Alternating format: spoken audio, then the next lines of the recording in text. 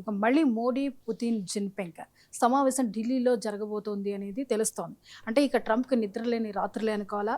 అంతే కదా సార్, అర్జెంటుగా యూఎస్ విదేశాంగ మంత్రి భారత పర్యటనకి రావడం. దీని వెనుక ట్రంప్ భయమే కారణమా?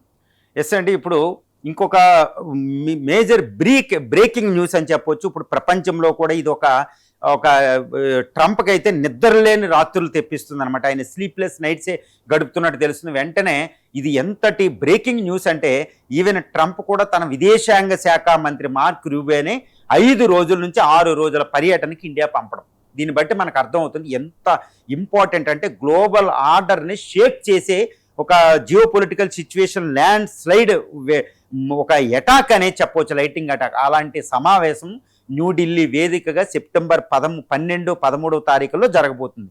అది ఎవరి మధ్య అంటే రష్యా అధ్యక్షుడు వ్లాడిమిర్ పుతిన్, చైనా అధ్యక్షుడు జీ జిన్పింగ్, తర్వాత ఇండియన్ ప్రధాని నరేంద్ర మోడీ.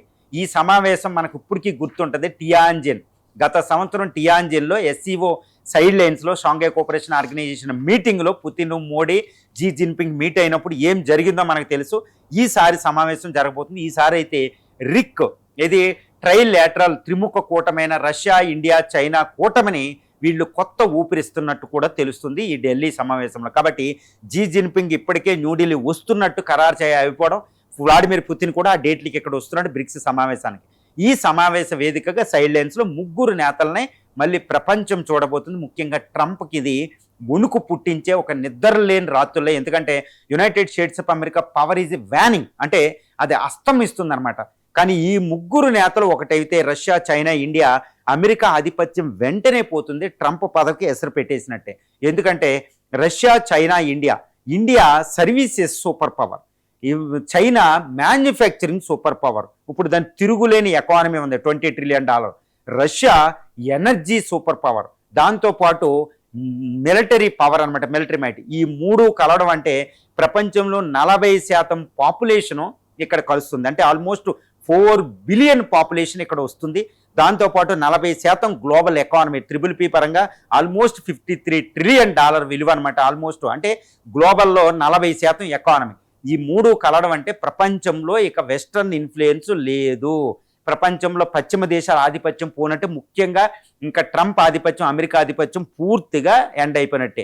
అంతటి విస్తృత స్థాయి సమావేశం కాబట్టి ఈ మోడీ, పుతిన్, జీ జిన్పింగ్ సమావేశం అంటే గ్లోబల్లో షేక్ అయిపోతుందని తెలుస్తుంది. వెంటనే అమెరికా అధ్యక్షుడు కూడా ట్రంప్ ఎన్ని పనులున్న మార్క్ రూబియోని 1-2 రోజులు కాదండి 6 రోజుల పర్యటనకి భారతదేశం పంపిస్తున్నాడు. ఈయన క్వాడ్ అనేది మాట్లాడుతున్నారు, ఇండియా అమెరికా ట్రేడ్ డీల్ మాట్లాడుతున్నారు. ఇలా ఎన్నో విషయాలు ఇక్కడ మాట్లాడుతున్నారు. 5 రోజులు అమెరికా విదేశాంగ శాఖ మంత్రి ఏంటంటే ఇండియాని కన్విన్స్ చేయడం, రష్యాకి, చైనాకి, ముఖ్యంగా చైనాకి దగ్గర అవ్వకుండా చేయడం.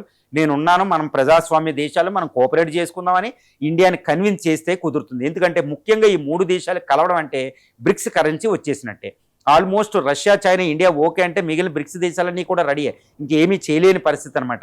ముఖ్యంగా ఇప్పుడు బ్రిక్స్ కరెన్సీకి చైనా ఇన్సిస్ట్ చేస్తుంది, ఎట్టి పరిస్థితులు వచ్చేయాలన్నట్టు చైనా అధ్యక్షుడు జీ జిన్పింగ్. అందుకే ఆ పర్యటనకి ఎక్కువ ప్రాధాన్యత ఎందుకుందంటే ఆయన బ్రిక్స్ కరెన్సీ కోసం వస్తున్నాడు న్యూఢిల్లీ. ఎందుకంటే ఇండియా ఒప్పుకోవాలంటే చైనాకి ఇండియా వెళ్ళినప్పుడు కాదండి, ఇండియా జీ జిన్పింగ్ వచ్చి మాట్లాడతాడు. కాబట్టి బ్రిక్స్ కరెన్సీ రావాలి. దానికి రష్యా కూడా ఓకే, ఇండియా కూడా ఓకే. కానీ ప్రస్తుతం బ్రిక్స్ కరెన్సీ చైనాకి అవసరం, అమెరికాకి అది శత్రువు కాబట్టి. కానీ ఈ బ్రిక్స్ కరెన్సీ ఇండియా, రష్యాలు ఓకే అన్నా చైనా దానికి బ్రిక్స్ కరెన్సీ వెంటనే రాకూడదని ఇండియా కోరుకుంటుంది. ఎందుకంటే ఇప్పటికిప్పుడు బ్రిక్స్ కరెన్సీ వచ్చేస్తే ఎక్కువ ఆర్థిక వ్యవస్థ ఉన్న ఈ రెన్బిన్బి అంటే ఎన్ అంటే చైనా కరెన్సీకి ఎక్కువ బలపడిపోతుంది. అంటే అమెరికా డాలర్ ప్లేస్లోకి బ్రిక్స్ కరెన్సీ వస్తుంది, కానీ ఆ ఎక్కువ ప్రయోజనం చైనా పొందుతుంది. మనకి అమెరికా కంటే చైనా మేజర్ డేంజర్. కాబట్టి ఇండియా బ్రిక్స్ కరెన్సీ రావాలి, కానీ వెంటనే కాదని ఇండియా చెప్పడం, చైనా మాత్రం ఇప్పుడే కావాలన్నారు. ఈవెన్ రష్యా కూడా చైనాకి ఎంత ఆధిపత్యం రావడం దానికి కూడా ఇష్టం లేదు. కాబట్టి ఇండియా, చైనాలు బ్రిక్స్ కరెన్సీకి ఓకే, కానీ వెంటనే కాదన్నట్టు ఈ మాట్లాడుతున్నాయి. చైనాము బ్రిక్స్ కరెన్సీ, ఈ బ్రిక్స్ కరెన్సీ లేట్ అవ్వకపోతే మాత్రం అమెరికాకి చాలా ప్రమాదం. అది ట్రంప్ ఎప్పుడు మాట్లాడుతూ ఉంటారు.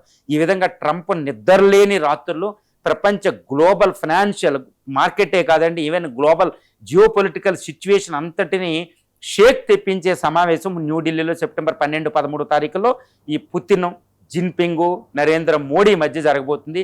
వరల్డ్ ఎక్స్పర్ట్స్ అందరూ ఈ సమావేశంలో ఏం జరుగుతుందనేదే దాని మీద విస్తృతమైన చర్చలు జరుగుతున్నాయి. ఎందుకంటే ఇప్పుడు ప్రపంచం ఎదుర్కొంటున్న ఆయిల్ సంక్షోభాన్ని, ఇరాన్ యుద్ధాన్ని, తర్వాత ఆఫ్ఘాను అశాంతి పరిస్థితుల్ని, అన్ని పరిస్థితుల్ని కూడా ఈ యొక్క 3 దేశాలు కలిసి పరిష్కరించే శక్తివంతమైన కూటములు అనమాట.